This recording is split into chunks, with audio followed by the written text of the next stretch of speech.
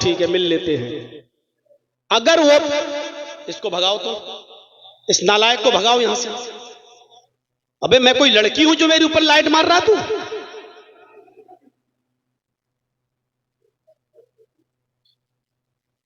अरे वो लाल वाली लाइट मार रहा है कमीना ये। तुझे इतनी भी अकल नहीं है, ये लड़कियों पे मारी जाती है। कोई तेरी बहन बेटी पे मार रहा होगा, जाके पता लगा। अब अगर लाइट आई तो ऐसा जवाब दूंगा, ऐसा बोलूंगा कि भाग जाओगे शर्म की वजह से। सीधे आंख पे गई, बताइए। इसकी रेजेस इतनी खतरनाक होती हैं कि आप इसका अंदाजा नहीं लगा सकते।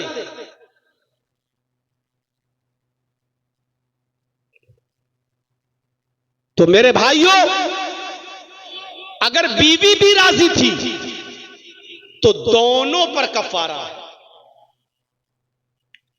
और अगर बीवी राजी नहीं थी, सिर्फ मर्द ने उसको बुलाया, हाथ पकड़ के खींचा और उसके साथ हम बिस्तरी कर ली, तो औरत सिर्फ वही रोजा पूरा करेगी जिस रोजे की हालत में उससे हम बिस्तरी की गई, उसका वही रोजा खराब माना जाएगा, वो बाद में पूरा कर लेगी, रख लेगी। लेकिन अगर उसके साथ जबरदस्ती हुई तो, लेकिन अगर वो भी हम बिस्तरी में राजी थी तो दोनों को ये सजा दोनों के लिए है। और वो सजा क्या है कि मर्द भी एक गुलाम आजाद करेगा और औरत भी एक गुलाम आजाद करेगी। फंस गया होगा बेचारा पूछने वाला, अब सोच रहा होगा कि अब तो वही जानता होगा कि दोनों राजी थे कि एक राजी था। अब तो वही जानता होगा ना। तो एक गुलाम आजाद करेगा मर्द, और अगर औरत भी राजी थी तो वो भी एक गुलाम आजाद करेगी। देखिए गुलाम को आजाद करने पर कितना जोर दे रहे मोहम्मद रसूलुल्लाह सल्लल्लाहु अलैहि वसल्लम। इस गुलामी की जंजीर से निकालने की क्या मुहिम चलाई अल्लाह के नबी ने। और अगर एक गुलाम आजाद करने की ताकत ना हो तो वही 60 रोजे मुसलसल कंटिन्यू पे दर पे। अगर सिर्फ मर्द राजी था, औरत नहीं, तो सिर्फ मर्द पूरे करेगा, औरत सिर्फ वही एक रोजा पूरा करेगी, बकिया 60 नहीं। लेकिन अगर औरत भी राजी थी तो औरत वो रोजा भी पूरा करेगी और बाद में 60 रोजे भी मुसलसल कंटिन्यू पे दर पे वो भी रखेगी। और अगर रोजा रखने की भी ताकत नहीं है तो फिर 60 मिस्कीनों को खाना खिलाएगा, ये मर्द भी। और अगर औरत रजामंद थी तो औरत भी, और औरत राजी नहीं थी तो औरत फिर 60 मिस्कीनों को खाना नहीं खिलाएगी। तो गुलामी की जंजीरों को इस तरीके से तोड़ा गया है मेरे भाइयों। ये मुहिम चलाई थी मोहम्मद रसूलुल्लाह सल्लल्लाहु अलैहि वसल्लम ने। हजरत उमर फारूक रज़ियल्लाहु ताला अन्हु एक जंगल में थे और वहां एक चरवाहा बकरियां चरा रहा था। हजरत उमर फारूक को भूख लगी, आप अपने साथियों के साथ उसके पास गए। आपने कहा क्या तुम बकरियां चराते हो? उसने कहा हाँ। आपने कहा बिअनी शातन, क्या एक बकरी बेचोगे? उसने कहा नहीं, ये बकरी मेरे मालिक की है, मैं नहीं बेच सकता, मैं तो गुलाम हूं अपने मालिक का, मैं नहीं बेचूंगा। हजरत उमर ने कहा बकरी एक मुझे बेच दो, मैं इस बकरी को ज़िबा करने के बाद उसकी खाल उतार कर तुम्हें दे दूंगा। तुम अपने मालिक से ये कह देना कि जंगल में बकरियां चराते चराते दूर निकल गया और एक भेड़िए ने एक बकरी को मार डाला। भेड़िए ने एक बकरी मार डाली, एक बकरी खा गया। तुम्हारा मालिक तुम्हें कुछ नहीं बोलेगा क्योंकि जंगल में अक्सर भेड़िए बकरियों पर हमला करते रहते हैं। उसने हजरत उमर को देखा, वो जानता नहीं था कि ये अमीरुल मोमिनीन है, ये हजरत उमर है, वो पहचानता नहीं था। हजरत उमर फारूक की बात सुनकर हंसने लगा, कहने लगा अरे जाओ यार अपना काम करो। वो फिर बकरियां चराने लगा। हजरत उमर ने उसका इम्तिहान लिया, क्यों नहीं बेचोगे तुम? जितनी कीमत मांगोगी उतनी कीमत तुम्हें दे दी जाएगी। अरे गुलामी करते हो, तुम भी उन रुपयों के उस दिरहम के मालिक बन जाओगे जो मैं तुम्हें दूंगा। बताओ कितने दिरहम लोगे? अपने मालिक से झूठ बोल देना। एक बकरी भेड़िया खा गया। उसने जब दोबारा हजरत उमर फारूक से ये सुना तो चीख कर कहने लगा ऐन अल्लाह, ऐन अल्लाह, फिर अल्लाह कहाँ है, फिर अल्लाह कहाँ है। यानी मैं अपने मालिक से तो झूठ बोलकर बच जाऊंगा, लेकिन कयामत के दिन मैं अल्लाह से कैसे झूठ बोलूंगा, कयामत के दिन मैं अल्लाह को क्या जवाब दूंगा। हजरत उमर फारूक की आंखों में आंसू आ गए और आपने उसको कुछ नहीं बोला। फिर आप जब वापस आए तो दूसरे दिन आपने उसके मालिक को भी और उस गुलाम को दोनों को बुलाया। जब दोनों दरबारे खिलाफत में पहुंचे तो वो गुलाम डर गया, सोचने लगा अरे ये तो अमीरुल मोमिनीन है, कल मैंने इनको बकरी नहीं बेची, आज पता नहीं ये मुझे क्या सजा देंगे। हजरत उमर ने कहा आए इस गुलाम के मालिक, क्या ये गुलाम तुम्हारा है? कहा जी। क्या इसको बेचोगे? कहा नहीं। कहा तुम जितनी कीमत मांगोगे उतनी कीमत दी जाएगी, लेकिन इस गुलाम को मेरे हवाले कर दो। जब उसने ये सुना कि मुंह मांगी कीमत मिल रही है तो उसने जितना रकम मांगी हजरत उमर ने उतनी रकम उसको दे दी और उस गुलाम को खरीद लिया। वो समझो कि आप मुझे उमर गुलाम बनाकर रखेंगे, लेकिन जब मालिक चला गया गुलाम बेचकर, हजरत उमर ने उस गुलाम को आजाद कर दिया और कहा कि तुमने कल जो कहा ऐन अल्लाह, ऐन अल्लाह, अल्लाह कहाँ है? अल्लाह के डर की वजह से, अल्लाह के खौफ की वजह से तुमने उस बकरी को नहीं बेचा, जबकि दौलत तुम्हें मिल रही थी, रकम तुम्हें मिल रही थी, इसके बावजूद तुमने नहीं बेचा। तुम उमर से नहीं डरे, उमर के रब से डरते हो, इसलिए मैं तुम्हें आजाद कर रहा हूं। जाओ अब तुम आजाद हो। अभी तुम अपने मालिक के अंडर में थे, इसलिए तुम अपनी मर्जी के मुताबिक नमाजें नहीं पढ़ सकते थे, नफली रोजे नहीं रख सकते थे, रात में तहज्जुद नहीं पढ़ सकते थे, क्योंकि तुम्हारा मालिक तुमसे जब काम कराएगा तब तुम्हें काम करना होता था। अब मैंने तुम्हें आजाद कर दिया, जाओ अब तुम अल्लाह की इबादत करो, यही कलमा इख्तियार किए रहना, यही कलमा इख्तियार किए रहना और इसी तरीके से अल्लाह से डरते रहना। यही कलमा कल कयामत के दिन इंशाअल्लाह तुम्हें जहन्नम से भी आजादी दिलाएगा।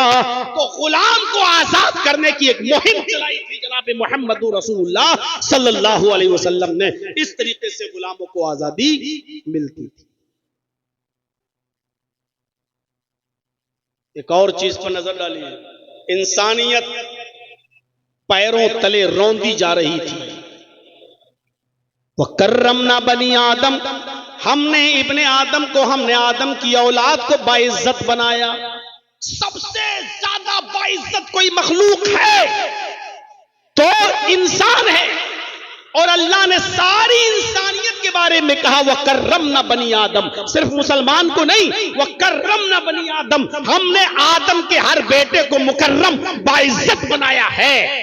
लेकिन ये दरख्तों के सामने झुकने, पत्थरों के सामने झुकने लगे।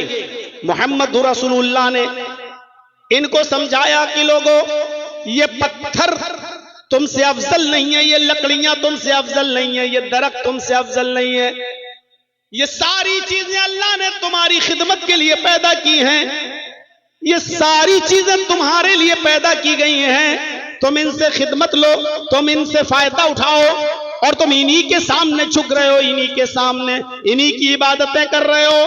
कोई लात के सामने झुकता, कोई मनात के सामने झुकता, कोई उज्जा के सामने झुकता, कोई उपद के सामने झुकता, कोई सुहा के सामने, कोई यगूस के सामने, कोई यहूक के सामने, कोई नसर के सामने।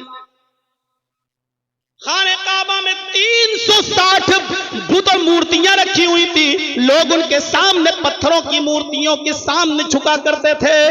मोहम्मद रसूलुल्लाह सल्लल्लाहु अलैहि वसल्लम ने उनको बताया कि ये पत्थरों की मूर्तियां हैं, इनके सामने मत झुको।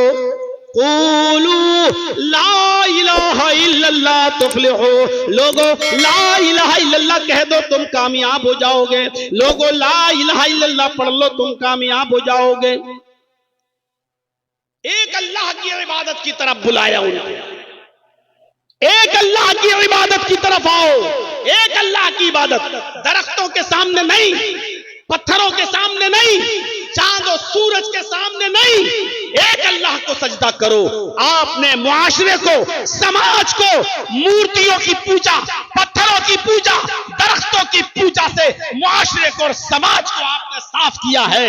मुआशरे में कितना अंधेरा था, कितनी जो है जलालत और गुमराही थी, मोहम्मद रसूलुल्लाह ने इस तरीके से इंसान को मुकर्रम बनाया कि तुम पत्थरों के सामने झुकते हो, तुम लकड़ियों के सामने झुकते हो।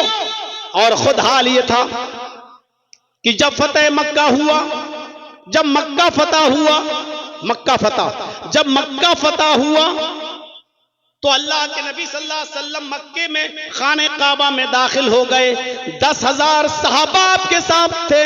सबसे पहले फतेह मक्का के दिन आप खाने काबा में गए और खाने काबा में 360 मूर्तियां रखी हुई थी। अल्लाह के नबी ने सबसे पहले उन्हीं मूर्तियों को तोड़ा, उन्हीं मूर्तियों से खाने काबा को पाक किया। आप हजरत अली के कंधे पर सवार हो गए, हजरत अली बैठ गए, अल्लाह के नबी हजरत अली के कंधों पर सवार हो गए। हजरत अली अल्लाह के नबी को लेकर उठ गए। अल्लाह के नबी के हाथ में छड़ी थी, लकड़ी की छड़ी थी, और आप एक एक छड़ी से एक एक बुत को गिराते जाते। ऐसे ये बुत वो मारा, ऊपर से नीचे गिरा, टुकड़े टुकड़े हो गया। दूसरा बुत गिराया, टुकड़े टुकड़े हो गया। तीसरा बुत गिराया, जमीन पे गिरा, टुकड़े टुकड़े हो गया। आप उसी छड़ी से एक एक करके बुत को गिराते जाते और हर बुत को गिराते वक्त ये कहते जाते, जाल हक व ज़हक़ल बातिल इन्नल बातिल कान ज़हूक़ा। हक आ गया और बातिल मिट गया, हक आ गया और बातिल मिट गया, और बातिल को तो मिटना ही था। हक आ गया और बातिल मिट गया, बातिल को तो मिटना ही था। इस तरीके से आपने खाने काबा को पत्थरों की मूर्तियों से और बुतों से साफ कर दिया। तौहीद की दावत ऐसी थी कि एक मर्तबा आप कहीं बैठे हैं और किसी सहाबी ने यह कह दिया, माशा अल्लाह व मा शीता, जो अल्लाह चाहे और आप चाहे। गुफ्तगू करते करते निकल गया उसकी जबान से, माशा अल्लाह व मा शीता, जो अल्लाह चाहे और आप चाहें। तो अल्लाह के नबी सल्लल्लाहु अलैहि वसल्लम ने उस सहाबी से क्या कहा, सुनिए, अजालतनी निद्दन, क्या तूने मुझे अल्लाह के साथ शरीक कर दिया, मुझे अल्लाह का शरीक बना दिया है? ये तुम्हारी हिम्मत कैसे पड़ी? क्या मुझे अल्लाह के बराबर लाकर खड़ा कर दिया तुमने? नहीं, तुम सिर्फ इतना बोलो, माशा अल्लाह, जो अल्लाह चाहे। ये मत कहो जो अल्लाह चाहे और जो आप चाहे, नहीं, कहो माशा अल्लाह वहदा, जो सिर्फ अकेला अल्लाह चाहे। इस तरीके से आपने तौहीद की दावत दी। हिजरत करके मक्का से मदीना जा रहे हैं, सारे लोग नबी की मंजर को देख रहे हैं। औरतें भी मदीने की छतों पे चढ़ी हुई इस मंजर को देख रही हैं। औरतों में देखने का जज्बा ज्यादा होता है। अभी कोई बारात जा रही हो ना, तो औरतें छतों पे चढ़ के देखती हैं दूल्हा कैसा है। ये औरतों में बड़ी बुरी बीमारी होती है, वो दूल्हू देखती है कैसा है और दुल्हन भी देखती है कैसे, और मर्द दूल्हा को नहीं देखता है। मर्द कोशिश करता है कि इसकी बीवी दिख जाए कैसी है, और देखने के बाद कहता है पहलुए हूर में लंगूर, खुदा की कुदरत, इस लंगूर को हूर कैसे मिल गई। वो एक अलग बात है। औरतें आज छतों पे चढ़ गई, नबी आ रहे हैं, अल्लाह के रसूल मक्के से मदीना आ रहे हैं, अब हमारे यहां रहेंगे, नबी को देखना चाहती है। और अल्लाह के रसूल अपनी ऊंटनी पर बैठे हुए हैं और तशरीफ ला रहे, चल रहे, बराबर आ रहे हैं अल्लाह के नबी।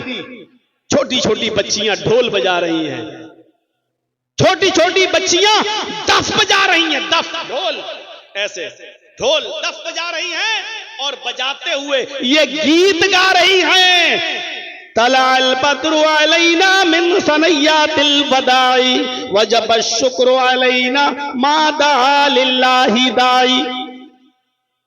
आज 14वीं रात का चांद फारान की चोटियों से चमककर हमारे शहर में नमूदार हुआ है। हम तो अल्लाह का जितना भी शुक्रिया अदा करें कम है। अल्लाह के नबी उन बच्चियों की जबान से जब ये शेर सुनते हैं तो मुस्कुरा रहे हैं, हंस रहे हैं। जब करीब आए तो उन लड़कियों ने नबी को देखा और देख के कहा, फीना नबिय्युन यअलमु मा फी गद, आज हमारे पास एक ऐसे नबी आए हैं जो कल की बात भी जानते हैं, कल क्या होने वाला है उसका भी इल्म रखते हैं। अल्लाह के नबी अपनी ऊंटनी से उतरते हैं और उन बच्चियों के पास आते हैं और आकर कहते हैं, दई हाज़िही वक़ूली कुंत तकूलीन मां कुंत तकूलीन, आए बच्चियों ये जुमला जो पढ़ रही हो वो तुम छोड़ दो। हमारे दरमियान एक ऐसे नबी आए जो कल की बात भी जानते हैं, ये जुमला ना पढ़ो, ये जुमला छोड़ दो, जो तुम पहले पढ़ रही थी वही पढ़ो। तलाल बद्रु अलैना मिन सनय्यातिल वदाई वजब शुक्र अलैना मादा लिल्लाहि दाई, ये जुमला पढ़ो, ये न कहो कि हमारे पास एक ऐसे नबी आए जो कल की बात जानते। अल्लाह की कसम कल का इल्म मुझे नहीं है, कल मैं जिंदा भी रहूंगा या नहीं ये मुझे इसका भी इल्म नहीं है, कल मैं सेहतमंद रहूंगा या बीमार हो जाऊंगा मुझे इसका भी इल्म नहीं है। आपने उन बच्चियों को भी अकीदे से पाक कर दिया और ये अकीदा उनके जहनों से निकाल दिया, क्योंकि छोटे छोटे बच्चों को जो पढ़ाया जाता है बड़े होकर भी वो चीजें उनके दिमाग में बैठी रहती है, नहीं निकलती है। अच्छा बताओ, शुरू से देखते चले आ रहे हो ना, नमाज पढ़ने के बाद हाथ उठाकर दुआ मांगते थे ना, इमाम साहब भी और मुक्तदी भी सब, कितना मुश्किल काम था इसको हटाना। हमसे पूछो 20-22 साल पहले जब तकरीरें करने आता था कलिया चक और मौजमपुर के इलाके में, कितना मुश्किल काम था। लोग कहते थे ये लोग नए नए मौलवी पैदा हो गए हैं, हमारे बाप दादा करते आए, ये लोग कहते बिदअत है, ये लोग कहते मना है।